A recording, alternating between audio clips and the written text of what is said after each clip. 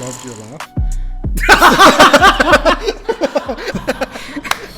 All right, guys, thanks for coming to class number 2. And in this one, we're going to focus on language. And the importance of language is going to get a little bit into logic.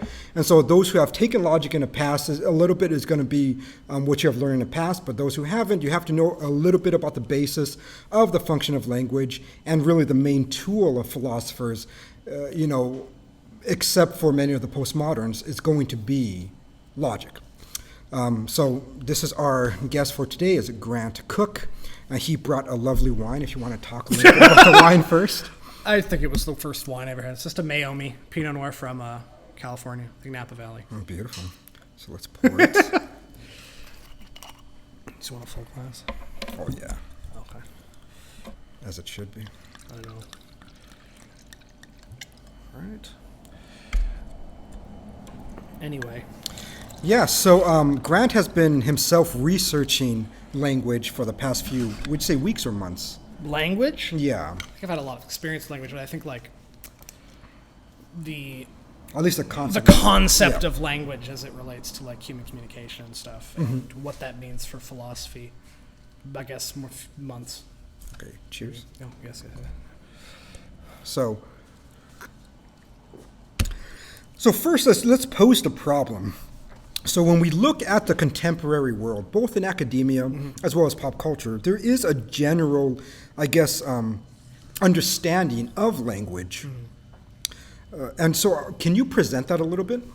So I guess when I talk to people about philosophy or anything, and what always comes up is they'll use a word, and then I tell them either I disagree with how they're using the word, or I ask them to define it or anything. And the argument always kind of falls back to, well, why does it matter if I define a word if it's just a word? As if language is arbitrary and nothing more than like advanced animal communication and things like that. Right, yeah. And that's never sat well with me. So I think a lot of what I've been doing is like learning why I disagree with that. If that makes sense. Okay, yeah. So if you could put it into kind of concise terms, what would you say that, maybe the contemporary linguist who is studying language, what is normally the way that they view language altogether? So I guess I was in the Japanese program at UAA. When I was in these like linguistic classes and learning classes, it's like there's a lot of memorization involved and just like learning the mechanics of how language actually works. Technically, like grammar, even grammar structure and like mechanics and things like that in essays and stuff. That those conventions are also kind of falling by the wayside a bit. Okay. Even those, or they're apt to radical change quickly because we're not necessarily committed to any kind of form or anything. Right. Yeah. It's a lot of kind of redefining of words, especially in like kind of lower division English classes the ones I've had tend to present a word associated with a concept like racism or something like that, and then they will kind of outright tell you this is what you think it means, this is what we mean by it, and that's how we're going to use it now. And being someone who's kind of a prescriptivist when it comes to language, I find that incredibly annoying. Yes. Okay, good. Yeah, I mean, I guess the way that normally when I've spoken to other academics who study it, and other biologists or anybody, or even the social sciences, the soft sciences, it seems like their general understanding of language is that language is nothing more than, I guess, a gradation of a dog barking or a cat meowing. Yes, like that kind of advanced Yeah. animal. And many of the contemporaries don't even want to use the word advanced anymore, because when you say it's advanced, you say that it's better. It's better or different. Right. And so they kind of present it as it's simply a mutative quality that we have gained, and there is nothing really greater that we have than animals have, but just that would be making a hierarchy. Right. So there's no hierarchy. Value. Right. Just that it's different, right? Yes. And so, cats meow, humans talk. A horse makes that weird sound, and then we have our weird languages. And another thing I've noticed is that many have also used the word semantics almost like an insult. they're saying, well, that's just semantics. That's just yes. We've talked about yes. that. Yeah. And so, I mean, even presenting it that way is kind of weird. It's odd. Yes, it's like, that it is semantics. it is semantics, right? What else is more right? important? As if it is unimportant. Yes. That it's just semantics. Yeah. And so. This is where I think, before we get into any of the particular philosophers, before we get into Socrates or Plato or Aristotle, we have to kind of go back and comprehend language in a different way. Mm-hmm. And even if, some of the students don't want to agree with this description of language, at least knowing it. At least knowing it, right, it is important because it's almost as if you're going to do mathematics and you don't believe in the existence of numbers. You can't do math then. I mean, if you think that these symbols represent an entity in itself, and then 2 plus 3 can be 23. Mm-hmm. For there is no quantification within these symbols that mean some sort of system of value, at least in terms of numerical value. And so, what is language? It seems like, when you first encounter a child, first developing language, the interesting thing is that most of the times they're not actually using language to talk to other people. They're sitting in the room alone, and they're playing with blocks that go blah, blah, blah, blah, doo, doo, blah, blah, blah, and they're babbling, as many psychologists call it. Yeah. Or they're playing with their toes, babbling. They're not really utilizing it for communicative purposes. That's not language, that's just... Well, actually, I would say it's closer to language than communicative purposes. Yeah. Because what is it that the baby is normally doing? The baby is making arbitrary sounds that inherently... you could say are meaningless, but he's infusing it with meaning by relating an object in a world to that babble. And when he sees a block, he goes blah, blah, blah, blah, blah, and then you notice that then maybe the other thing goes da, da, da, da, da, and so now he's infusing it with meaning solely by saying this object is blah, blah, and this object is da, da, right? Yeah. And that, in essence, in the most simplest sense, is what language does. Mm-hmm. Language is a representation, an arbitrary sounds of symbols, but represent something, a real feature in a world, or a real concept that exists. Something objective. Right, something objective. And so meaning always is derived by its referent. That the word table, for example, can only have meaning insofar that there's an existing thing in the world that we're identifying as table. And that's why language, when it has distinctions, like in Spanish or in English, you say mesa, you're referring to the same thing. Yes. It isn't as if you're referring to something different. The semantical meaning between mesa and table is identical. It is this object in which human beings constructed that we eat or put items on and sit at and whatever. And so that part, I think, is very important because language, for one thing, inherently doesn't just come down to us. It is something that we construct. Yes. And so this is why I think many of the contemporary academics kind of view it as only arbitrarily constructed. It's because the specific sounds and words we've chosen over time are technically arbitrary. Yes. They impart that arbitrary nature to language itself, and that's and I think the one main thing to keep in mind is that language, the teleological function of language is not to communicate, rather it is to express. And so whether somebody else hears or not is irrelevant. Even if you sat by yourself and you spoke to yourself, or you write in your diary and you're the only one that reads it, it isn't to communicate anything to anybody, but it's to express one's phenomenological interaction with the world. And so we start making sounds and we start making symbols to express reality of some sort. Whether it's an internal feeling like hunger, sadness, pain, or joy, or whether it's something abstract like numbers, number 2, number 3, or whether it's something empirical to say that we interact with it. And now I'm saying a word that relates to this object, and so that's why Tolkien, that were the Hobbit. Like the first thing he did was write a language for the hobbits. Yes. I think one of the Star Treks did the same thing. Like for many of these aliens, first he constructed a language, and then from that language he constructed characters and societal things, because that is very primal to us. It's the way that we experience the world, because we have a quality about ourselves that is to know things. Yes, and I think that what you said earlier, the language as an expression of objective reality, is what differentiates it from animal communication. Yes, yeah. Because to express reality, one has to be conscious of it. Yes. And animals are not self-aware or conscious of reality the way the animals are. Yeah. So that's an important thing. Just makes the distinction. Yeah, I think it's a very important distinction. I also think that the important distinction is that that you can communicate without language.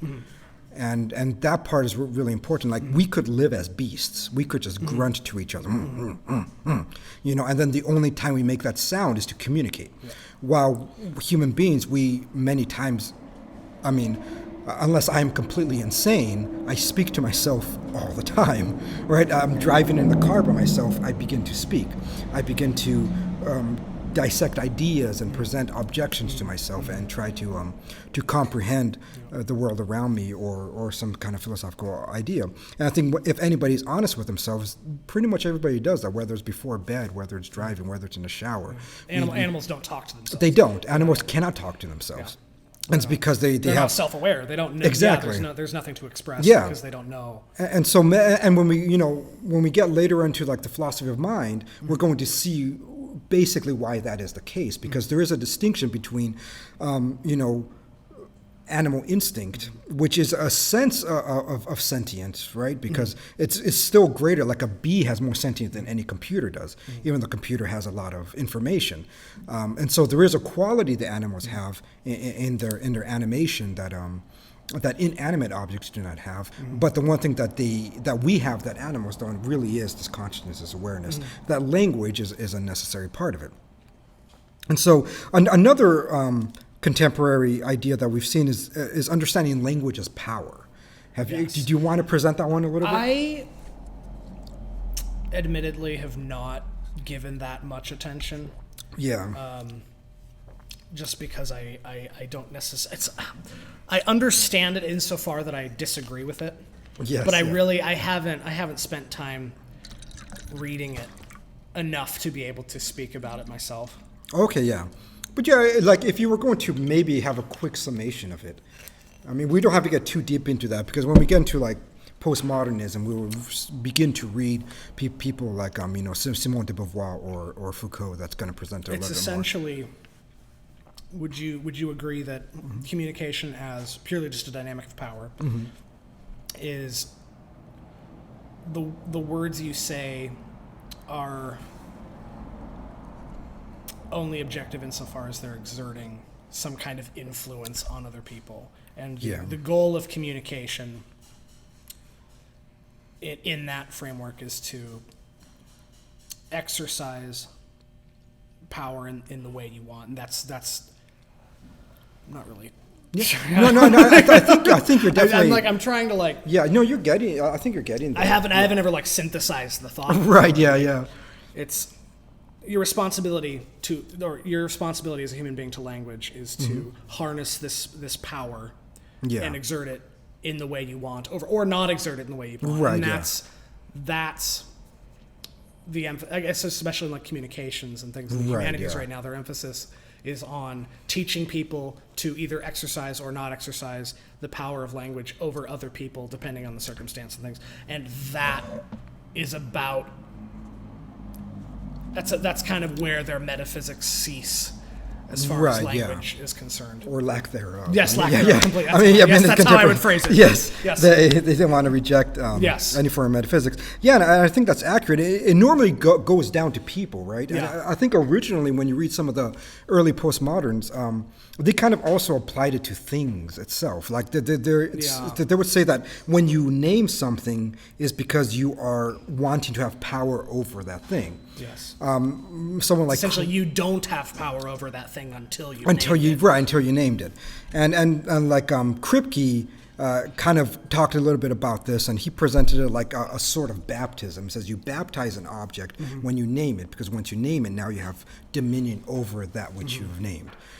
And so it's a very I would think, counterintuitive idea to... It just sounds like a misinterpretation Right. of like Adam and Eve. It's Yes, you're right. essentially like, Yeah, and I think just reducing language to power relations, I find just kind of unintuitive. I don't think. Do you think that's contrary to the concept of language as just pure communication? Or I do. Think, I do think it's a result of it. I actually think it's contrary to it. Okay. Yeah, I think there's a rejection from the from the late moderns to the early postmoderns, where the Like, who would that be? it would be the French postmoderns, and so there's quite a bit of them. There's Michel Foucault, Derrida, Yeah. there's Deleuze, Guattari, and there's all these people. And the French postmoderns wanted to present basically an equivocal sense of truth. And if you want to present an equivocal sense of truth, you have to say that language in itself is inherently equivocal. And so what then becomes the motivation? They kind of borrowed from Do you think that was an attempt to establish the equivocal without admitting that there was any kind of structure to being itself? Or- Yes. Okay. And I think it also was an attempt to promote Nietzschean philosophy. Okay. With the whole thing of the Wille zur Macht, that this idea of this will to power is the grounding of all reality. And so they want to apply it to languages as well. They say that language then is just power relations, that any interaction that we have to people is power Because relations. in that framework, that makes total sense. Right, That's yeah. the logical conclusion. Yes, and if anybody wants to get more with the contemporary stuff, this is where the origin of even feminism stems from. Is this notion that there are, I guess, non-empirical powers that they call the patriarchy that basically impose power through language, through societal norms onto females when that just simply holds them down. And so everything in the end becomes power relations, how things relate to each other in a power dynamics. And when you look at language that way, the main issue comes about that then logic doesn't really exist per se. Yeah, The logic yeah. is another power relation. It's unnecessary. It's unnecessary, but not only that, but that it is power relation. So you would hear, and this is not to make humorous of it, but you do hear things like mansplaining, Yeah. right? And what do they normally mean by mansplaining? Is somebody who's explaining something rationally. Yeah. Right, and if you're explaining, man who's- right, a man who's explaining it Specifically. rationally, right, and so if you're explaining it rationally, then it's just another power relation in which you are utilizing in order to overcome somebody's existential or phenomenological observation of the world. And so this is the complication you have with it, because once you throw logic out the window and you say that even behaving rationally is just power relation, and then what is made of truth? Yeah. Does truth then ever exist at all? I mean, then there could nothing ever Yeah. be. Nothing can be known if nothing can be known, and then even the proposition that nothing can be known cannot be known. And so, as I talked to Josh last class, that becomes paradoxical. Is when you say that nothing can be known, that proposition in itself can never be known by holding it as true, and so it becomes nonsensical. It's something that cannot really hold ground on just principle of what it means. I just don't think that it require that concept of language requires any kind of coherence. Where they're trying to eradicate. Yeah, like coherence. you don't need to be coherent. Right, but It's all just power, dynamics of power. right, just And dynamics of power. language is a tool to that end. Right, exactly, yeah. But then the flaw that they have is then that proposition that everything is dynamics of power itself either would have to be a dynamic of power or would have to be something univocally true. Yeah. And if it's something univocally true, how did that univocal truth arise? Is that the only? Is that the only right? The one? yeah, and I would assume if you asked someone that, Yeah. who subscribed to that kind of philosophy, they would say yes. That's the only. I feel like Right. they would be backed into a corner. they would, And yeah. have to admit that would be true. Right, yeah, but then it would deny the proposition that all things are power relation. Yes. Right, because then in itself cannot be, so there is truth then. Then they would have to acknowledge that there is univocal truth. I think it's as a interesting reality. also. I believe my only actual reading of postmodern, quote unquote, literature was in linguistics. And the idea that a word has traces that can never be gone away with. Oh, okay. Like certain words you can't use because they will always have this meaning, whether or not you're using you're with that conscious meaning. of it. Yeah. And it's almost like they're making an argument contrary to the fact that language is arbitrary. Right. It's Yes. like, Yeah. You can't use that word because it means this and it meant this to these people. I can't think of any examples Right. Yeah. that I'm willing to say right now. Right. Yes. But you can't say this word to these people because these people 100, 200 years ago used it this way, and because they did, that word now is imbued with this meaning. Right. Yeah. And you can never disentangle that meaning from the Right. word. Yeah. I just feel that's just contrary to the idea that language Right, is pure yes. communication, because if language were pure communication, nothing would mean anything. Exactly. Yeah, they wouldn't. I mean, it's whatever we want it to mean. Right. And Which I feel like that's how people operate. No, they do. Language right. is just whatever you want it to be. I can use whatever word I want to describe whatever. Yes. Yeah. And I wonder. I've been thinking about it the past couple weeks. I was talking to somebody, and do you believe that there's any objectivity outside, or that language can be objective outside of just defining your terms? Like if you're having a conversation with someone and you mean different things by the words you're using. Right. Yeah. Is that the arbitrariness of language? Is the Yeah. ability to at least agree on a different definition of a word, even though that in Right, yeah. The problem, though, that is, even if you do that, the problem with any kind of thing that goes through transubstantial change is that it doesn't eradicate the other aspect of it. And so when something simply changes on the, basically, if the appearance remains the same, but the underlying quality of it goes through a change, it doesn't change the reality that the old meaning or whatever that old thing was still exists. Okay.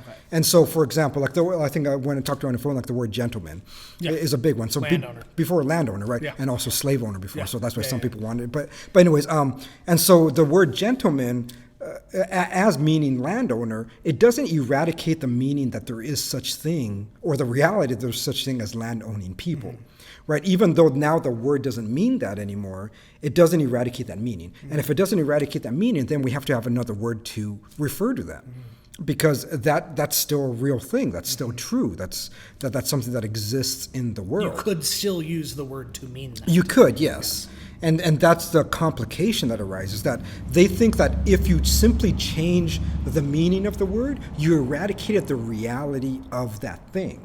And you can't because in that way language is passive. It's never active. You know, when we read like medieval philosophers, they always said that is the main distinction between logos of God and logos of man, is that logos of man could only really be passive, while the logos of God is always active. It is instantiating. And so what ends up happening is that when you have this view that language inherently is arbitrary, you're saying that we have some kind of instantiating power when we change meaning, when we make words. And that's simply not true. We can only depict with words what real things are in existence that we experience. And that's all it really is. It can only be a depiction. It can never be the actual thing in itself. And so changing the meaning doesn't change reality. It just changes what word you're using to mean this one particular thing. So that's a definite complication of it. And so before we go to our break, I do at least want to just pinpoint down some of these main ideas within the contemporary world, and then we're going to go a little bit deeper into understanding language. Understanding language in a more traditional sense, and understanding some principles of logic and why it becomes important. Because there are many things that we heard in grade school, and with those things, many times we either were paying attention or the teacher explained it so horribly we didn't know what they were talking about. And so, first and foremost, the first contemporary idea is that language is communication, right? It's mere communication, the same way that a dog barks or a cow meows, people talk. Again, that has complications within it, precisely because we ourselves could experience that we use language without communication. And secondly, that there is a sense of self-awareness or awareness of reality Yes, that animals do not have. And the second view that you see in modern world is that language as a form of power relation, and that we simply are exerting our power onto others or onto objects so we're using these arbitrary sounds and symbols simply to gain power. Where would you say that starts? Where does that change happen in philosophy? Mid-1960s. Oh, you think it's that? Okay. Yeah, it's very, very As recent. an extension of like Nietzsche and things like that. Yeah, I mean, Nietzsche is kind of an offshoot because he was a little bit earlier, but many people didn't take him serious until a little bit later. I mean, like Hitler took him serious, but Heidegger is an extension of. Right, Heidegger, yeah, kind of, yeah, but he was a phenomenologist, so he kind of disagreed with the ideas of power. He wanted to go back to ideas of being, and so Heidegger was taken much more serious than Nietzsche was until the 1960s, especially when Kaufman began to translate him because he wanted to defend him against attackers that said that Hitlerism was a consequence of Nietzscheanism, and that's really where Nietzsche became dominant in the West, was well after his death, and then when the French took him up, then he became a god for them. And so, with these ideas of language, they have complications because they don't necessarily align with our experience, they don't align with reality. And so because they don't align with reality, we're going to get into the more classical view of language, and it's going to be important to understand the classical view of language. For one thing, I think it's more in tune with common sense, is the way when you hear it, it's like, okay, that makes sense. That's the way that I thought language was. Yeah. And secondly is because the majority of philosophical and scientific writings happened prior to these modern and postmodern views of language. It's true.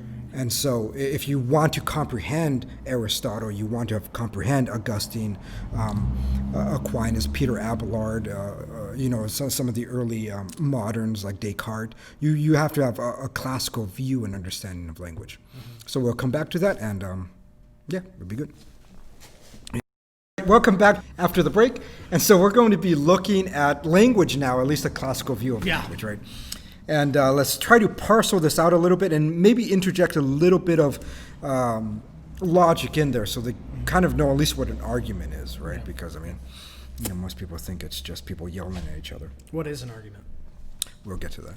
Okay, yes. And so so let's look at language. So if language is an articulation basically of our interaction with the world. We interact with everything, and we start making these arbitrary sounds and symbols that relate to those interactions. Then meaning is directly related to things that exist or being. Right, that you can't really separate meaning from being in this way, that a word has meaning insofar that it refers to something actually existing or actually ising. Something objective. Right, so something that actually is, whether it's abstract or whether it's concrete in terms of visual objects.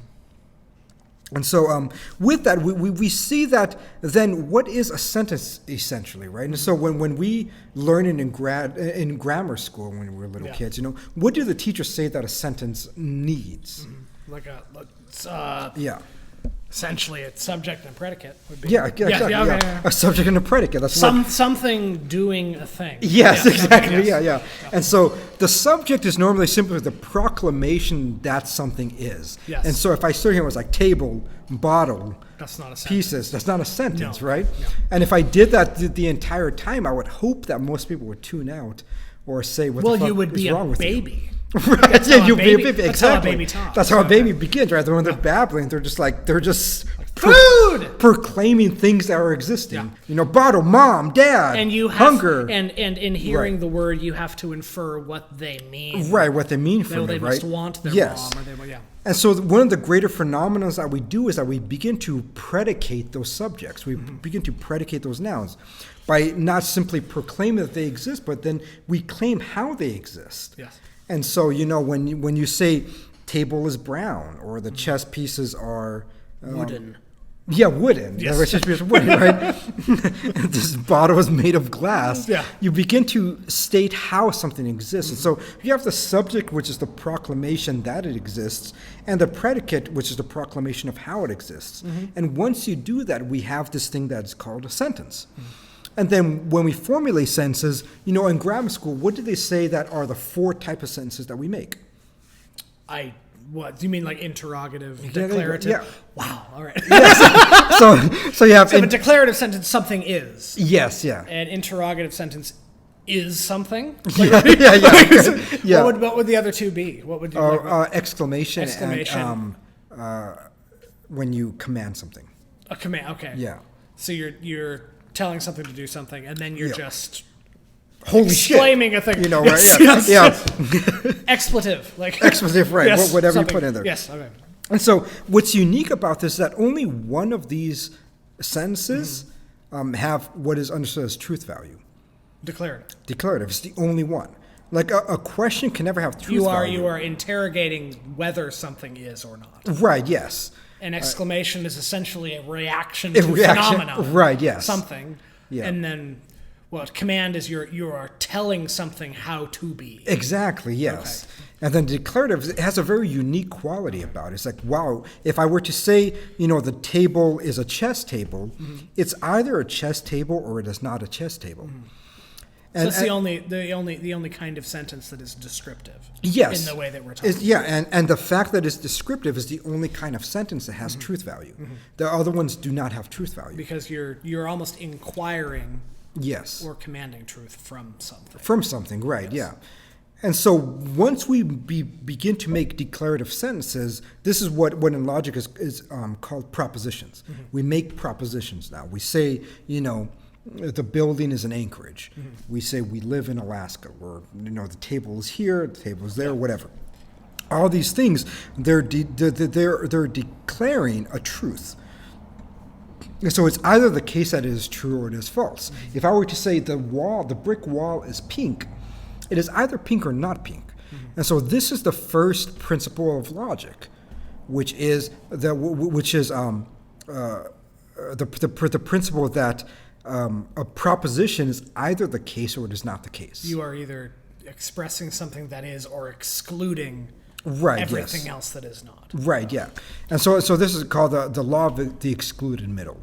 It's basically, it's either P or not P. And that's about it. And so it's a very important one because whenever you make a declarative sentence, you're always making a truth claim. This is why when you deny the existence of truth, it is paradoxical because it necessitates univocal truth with it. And so when you claim again there is no truth, that itself must be true. And so every declarative sentence always has this quality of absolute truth with it, regardless of what you're proposing. Right, then the next law that we look at is called the Law of Non-Contradiction, meaning that, so if I were to say the wall is pink, it is either the case that it is pink or not pink, but it cannot be pink and not pink at the same time, because then that would be a contradictory statement. And so with it, that's a law of non-contradiction. Any proposition that we claim can only be the case or not the case, but it cannot be the case and not the case at the same time. Again, this is very important whenever we're speaking. I feel like the contemporary conception of language allows for that contradiction. It does, yes. It doesn't necessarily take that into account. Not at all. Either of the case, whether you're going to be a case of language being a form of power or a language being solely a source of communication. When you have either of those cases, you can say contradictory things. And we kind of do see that in the modern political sphere. People say contradictory things all the time. So somebody of the left can say that, feminism is a good thing and that, overall there's a real quality that human beings who are female have.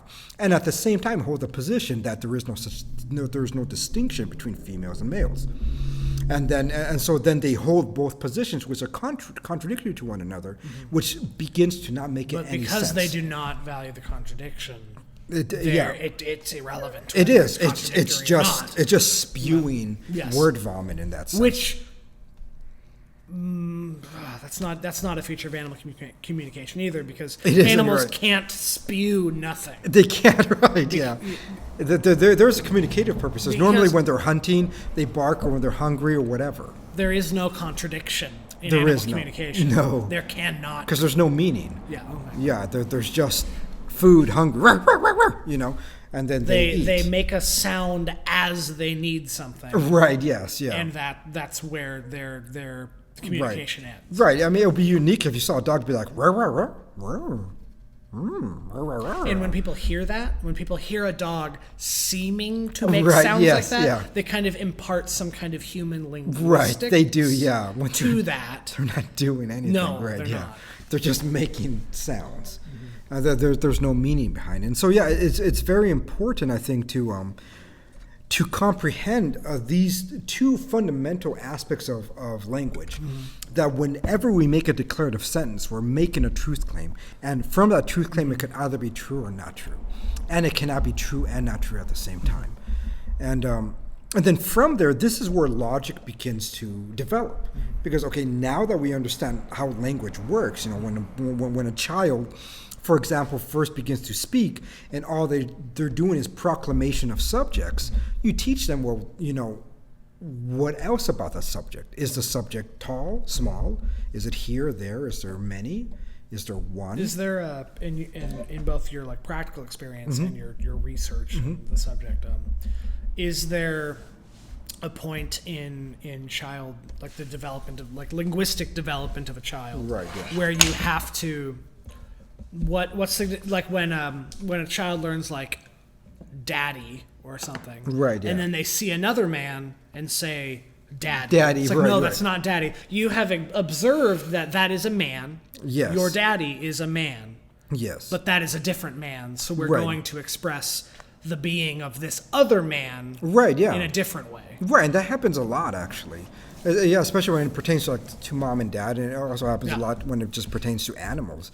It's like when they see a beast walking on all four legs, and they say that's a dog, then they see a cat. And when you think about it, there's more similarities between cat and dog than are differences. They both have two ears, they both have two Walk on eyes, four legs. they both have four legs, Have they both tails, have tails. mostly, yeah. Right, they have, most of them have fur, except Yeah. that freak of nature. You know, they both eat meat, they both, you know, in general have similar habitations. And so the kid normally says, well, that's a dog too. Then he takes one, no. And so then you begin to point out what is understood as essential qualities to distinguish cat from dog. And that's good that you actually brought that up, because that is the third principle of logic, which is called the law of identity. That the law of identity pretty much states that whenever you make a proposition, you have a distinction between what is traditionally called accidental qualities from essential qualities. So accidental qualities are qualities that don't make the thing. So for example, if you have a cat, in general you would say cats have four legs. Yes. And let's say I took a cleaver and I chopped off one of the legs. It doesn't cease to be a cat. It's not essential to the nature of a cat. That is like what I was saying. Earlier. Yeah. Like when a child sees a dog has four legs, Yes. and then sees a deer with four Four legs and legs. says that's a dog. Yes. You are extrapolating the wrong feature of Exactly, that thing. yes, yeah. And so within propositions, we begin to extract what is understood as essential qualities and separate that from non-essential qualities. Okay. And then that's when we begin to construct categories. And then from categories, we could place things in different compartments and say that it is this quality. Because if we didn't do that, it would be nearly chaos. Just imagine every leaf on a tree. Every leaf on a tree have accidents about it that makes it unique. There is no leaf that is the same as the other leaf. There's no snowflake that's the same as another snowflake. And so if you had no essential understanding of what makes a snowflake, you would have a different name for each individual snowflake, which would be chaotic, or a different name for each individual leaf. And so we look at things, we're like, well, there are essential properties that makes a thing. And from that, we could categorize it and just say leaves or just say snowflakes, even though I know there are accidental qualities about it that are not essential to its existence, but make it distinct. It's green. It's green, Yeah, right? yeah, Yes, yeah. Right, and It's so on a tree, and yeah. so that's another important part of propositions, that we begin to extrapolate essences from non-essences. And from those, that's when we construct categories. When people say like the category of mammalia, obviously that comes from the term mammary because they all have mammary glands. They all feed their young a certain way. And so from that, we constructed a category, say what makes these animals essential to each other is the fact that they have mammary glands. And so these are all mammals.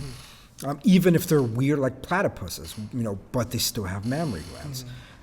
And so that's something that's very important about understanding our language, is that we have the law of identity, which extrapolates essences. We have the law of non-contradiction, which states that you cannot be two things at the same time. Or at least two contradictory things at the same time. And last, the law of excluded middle, which means that it could either be the case or not the case. And once we have those basic principles of language, we realize, well, we can begin to have further understanding of things without even no longer observing the thing. And that's when logic comes into place, because when you construct sentences, when you have the subject and predicate, it requires the observation of the thing for me to make it. Right? If I never observed a brown table, I cannot say that table is brown. But once I observe the brown table and I make that proposition, I can make further conclusions with further propositions. Like, why is the table brown? Like, why is the table brown? What are brown materials we would use? Right, exactly. And then I no longer have to look at a table anymore. I could just spout these propositions and come up with further truths about it. This is what's an argument. An argument is when you have two propositions together to justify the third proposition, which is the conclusion. Or the conclusion you're making based based on the other two propositions. And so, for example, let's say I observed human beings and said all human beings are mammals. So now I have this proposition that says all human beings are mammals. Okay. Now, from that observation, I could have another one that says all mammals have mammary glands. So now I have these two propositions. Now, with these two propositions, I could conclude something without ever observing this quality. And what would that be? Just all humans have mammary glands? Exactly, yeah. That's exactly right. Yeah. That's the conclusion. Yeah. And so that is an argument. Yeah. That's the beginnings of logic, is that I take these two propositions and I could conclude something from it without ever analyzing it. I don't have to analyze every human being to know that, in principle, if all human beings are mammals and all mammals have mammary glands, that all human beings have mammary glands. I can know that solely based on the truth value of those propositions. That's a distinction you would make between human language and animal language that is the place where our ability to interpret or conceive of the hypothetical is born in a way that animals cannot. They cannot do that. That is almost the distinguishing feature between human beings and animals. Yes, it is. Is the ability to conceive of things that are not necessarily right in front of you. Yes, yeah. And that's kind of what the purpose of an argument is. It is, yes. That there's no way for me to experience all those things, but I can have further conclusions from my experience given certain propositions as univocally true. And once it contains a truth value, I can begin to just conclude much more things about it. And this is the tool of the philosopher. And we experience this in ordinary life too, right? Let's say you go to the doctor and you have a pain in your abdomen. You go and you have a pain in your abdomen, and then you want the doctor to observe it. So he looks at it, maybe he has a CT scan of you, or he does a biopsy or whatever. And when he takes that information, you want the doctor then to formulate an argument. And so his argument might be, all people that I have observed, or that we have observed as a MD community, who have this kind of tumor means that you have cancer. You have this type of tumor, therefore you have cancer. And so now that you have this argumentation, be like, okay, I want your judgment. And then the doctor gives you his judgment. And from his judgment, you could get a second opinion if you want, and you go to a different doctor and he does the same observation, and then he will give you his conclusion. But that's what you're looking for. We're always looking for these basic argumentations of reason to say that I observed things in the past, I'm observing you now, and I construct the past information with the present information, and I could conclude, therefore, X, Y, or Z. And so in a classical form, yes, there's always two propositions yes, and a conclusion. Always, yeah. And at least there could be more, but yeah. So if you have two propositions that are true, must the conclusion always follow?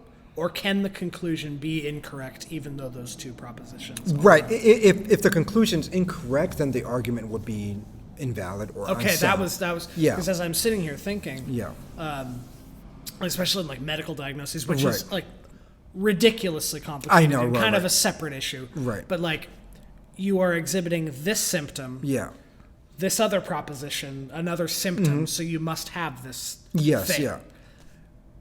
Sometimes those two things can be true, and the conclusion could be wrong. Yes, and then that's actually a good point that you're bringing up. And so the reason why that happens, and specifically within a medical field, is because they're using inductive reasoning rather than deductive reasoning. And so we'll get into that shortly. But the thing that we have to keep in mind is that the propositions have to be related to one another. Okay. So right. Okay. So if I were to say the chair is red, the wall is white, therefore the glass is clear. That doesn't make any sense. Because the chair being red has no bearing on whether or not the wall even is at all. Right. Okay. And so what we notice is that you have to have identical terms with a deductive argument. Yeah. And so like the first example I gave was, all humans are mammals. The second proposition had the same humans. Not the humans, all but mammals. Yes. It has the same thing. Yes. The same referent. Yes, you were talking about exactly. In the first part. And so it requires the same term. That's called the middle term. So that both propositions share. What was the law you said? The law of like middle. You said something about the law of the excluded middle. Middle. Okay. Yeah. Okay. And so when you have an argumentation, you're required to have the same identical term, especially a deductive argument, on both propositions, because now you have something that links the two propositions. Okay. And once the two propositions are linked, you could formulate a conclusion. And that, from what we were talking about earlier, and especially off-camera things we've been talking about, that is why it is imperative to at least correctly define your terms when you're making an argument, because the structure of an argument requires that you're referring to the same thing. Objective reality when you're making your propositions, because you require the same term, and for those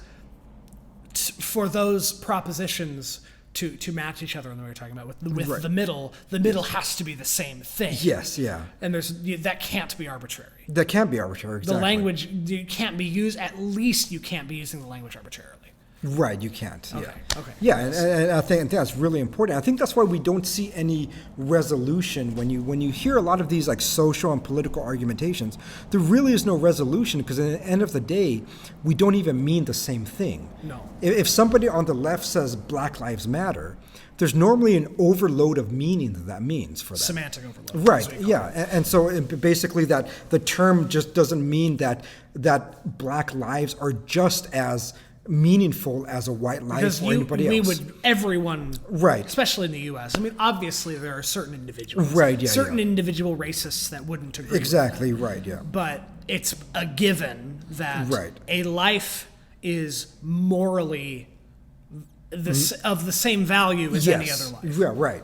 But when you speak to an advocate of that, they don't mean that. What they really mean is that there's a systematic oppression of a certain group of people, and so because of that systematic oppression, that we have to proclaim that this is just as valuable as another. And of course, life. They've co-opted that phrase as like a brand name. Right, they did. Almost, Right.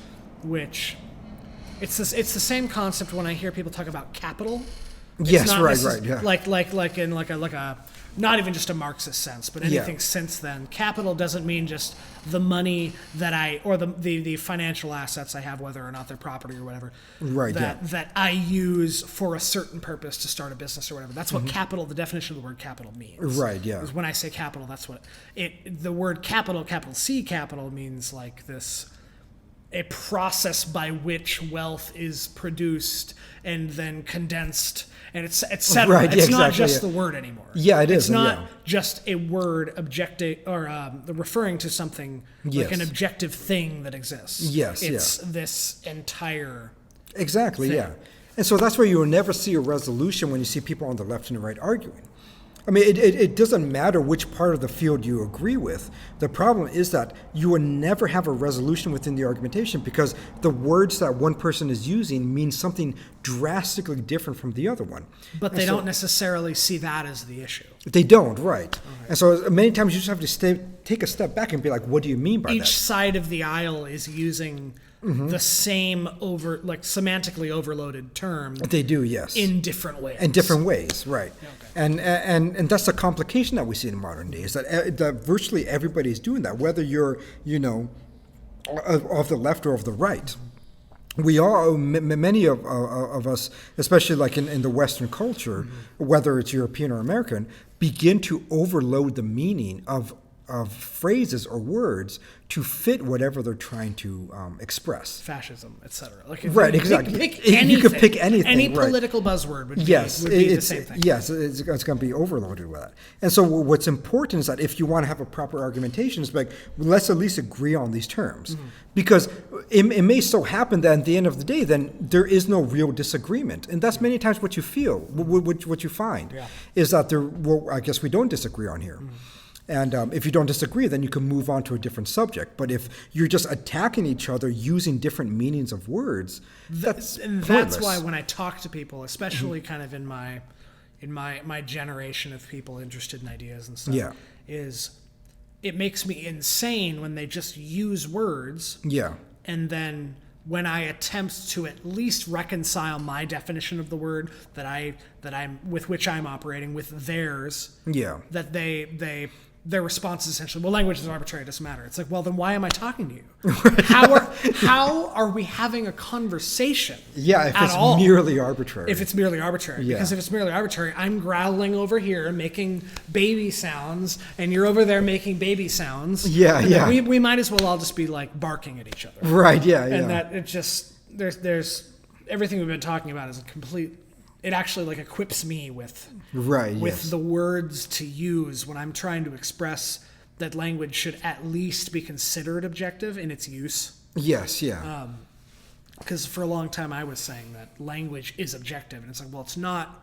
Words are not necessarily objective things that exist. They're tools with which we refer to things that exist. Yes, exactly. And that's different. Yes, yeah. But that doesn't mean that it's arbitrary. Yeah, exactly. Just because we made them up doesn't mean it's arbitrary. Yeah. I feel like that's it's the same thing. Same with like gender roles have manifested the way they have, with at least a tiny degree of arbitrariness. Right. Yeah. That doesn't mean they're arbitrary. Exactly. Yeah. And the specifics with which we use a word can be different.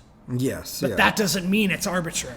Right, yeah. And I that's an interesting distinction that I've been kind of making. Yeah, and I think it's a very important distinction that really needs to be made. Because once you can make that distinction, then we could speak rationally. And this is what we're going to notice, like reading all these philosophers, is that this is what they're trying to get at. They're using language in order to comprehend truth. And in comprehending truth, they could say, well, this is more true, and the other one is simply false. And so the discussion debates themselves aren't arbitrary, like some people would say. I mean, if you talk about someone like Neil deGrasse Tyson, he would say, philosophy is dead and everything that they say is meaningless. I was like, no, it isn't that what they're saying is meaningless. It's that if they're not using language correctly. Right, they're not using language correctly. Right, and then many of these more classical philosophers, they were all just trying to understand what is real, what is true. They were essentially all in agreement with this is what language is. Exactly. Language is our tool to express objective reality. Exactly. And now that we've kind of rejected the idea that there can be any external objective truth outside of our each individual human experiences, we don't have that tool anymore. Right. Or we aren't using it. Yeah. Yeah, exactly. At all. We're not using language anymore. No, we're not. No. We're just barking at each other at this point. Pretty much. I think that's the most succinct way to characterize communicating. They're just communicating. Yeah. And so they're just anger. They're just communicating. Though it is, just screaming anger, overturning garbage cans and vomiting on the ground. That's what it is. A riot is pure communication. It is, yes. Okay. Yeah, yeah. That's why it's so beast-like. Yes, it's violent. Yes, yeah. And so, As people are screaming outside. That's That's funny. Yeah. They can't handle it. They can't handle the discourse. No, definitely not. But okay, and so yeah, for the students, the rest of the class, now we're going to be looking at our specific philosophers. And so one thing to really keep in mind that hopefully you got away from this conversation was that language is a tool that we use in order to express truth, right? And we use declarative sentences that inherently have truth value. And from the truth values, we can begin to get further truth by analyzing the propositions and relating them with middle terms and so on and so forth. And this is what the philosophers are doing. And in reality, this is what even contemporary scientists are doing, right? They observe the world, and from the observing the world, they construct propositions that relate to their observations, and that they're relating to some kind of truth value. And I would say that truth, that expression of truth value only occurs in the sciences anymore. Right, yes. That's really where that's occurring. No, they do, it's yeah. in the STEM field. Yeah, because yes. it's required. It's Things required. Don't work right. in STEM. Right. Engineering doesn't work unless you're. Yes, but even a lot of those are falling on the wayside. I mean, this is true. Yeah, I mean, the engineering, it is structural engineering is the last. Yeah, I know, the right? Last I mean, like of biology right now is kind of becoming weird. Yeah, I mean, they're rejecting things that they observe. Yeah, and so a lot of it is going on the wayside. And a lot of it is going on the wayside because for many reasons that we're going to look at philosophically, that I don't think it just happens out of nowhere. There's a reason why a lot of these ideas developed the way they did. But what's important to understand, especially the majority of the philosophers that we're going to look at, is that they're in agreement with what language is. And in agreeing with what language is, they're all attempting to express truth more accurately, to depict reality the most accurate that they can. And I would say that if you're interested in expressing truth, yes, you are compelled to use language the way they would. Yes, you are, yeah. And if you're not, and then you are compelled to learn to operate in that framework. Yes, yeah. Necessarily so. You have to. You have to, right. Because no one will know what you're saying. Right, yes. And it's similar to, as we were saying off camera, it's similar to trying to do math without believing the existence of numbers. Yeah. You have to first believe in the existence of numbers in order for you to do mathematics. Like I said, engineering does not function unless you... Exactly, yeah. The numbers are referring to something objective. Yes, yeah. And so that's what we're going to be looking at in class. And so in the next one, we're going to begin with looking at the metaphysics of some of the Pre-Socratics. We're going to begin with Thales and then move on into the more important conversation between Heraclitus and Parmenides to understand what does it mean for something to exist at all. And so now that we at least comprehend language, and like I said before, if you in your personal life don't want to accept language as an expression of truth, I mean, that's fine. You could be as irrational as you want to be. But in order to function within a course that necessitates logic, just at least play the game. You have to, so it's just like if you don't believe in numbers, you could at least play the game in order to do your mathematical equations for the class, right?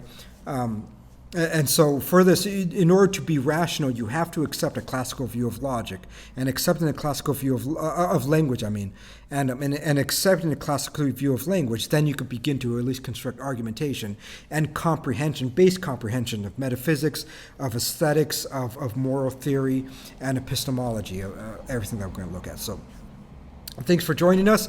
Thanks for Grant, and you're going to see him again definitely in further, in further episodes. We'll see. And I'll be. work out. All right. Thank you. Bye. Yeah.